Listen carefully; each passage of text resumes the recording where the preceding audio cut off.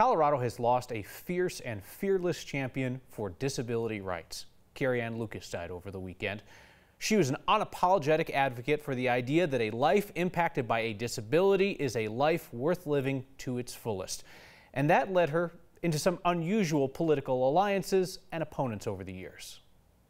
Lucas fought Colorado's physician-assisted suicide bill, worried that people facing a difficult diagnosis without support would feel pushed out life's exit. That had Lucas on the side of conservative Christians who also opposed the bill. But she was a constant presence hounding Republican Senator Cory Gardner on health care, even leading a takeover of his office one night. Lucas was an attorney. She was a mother of 4.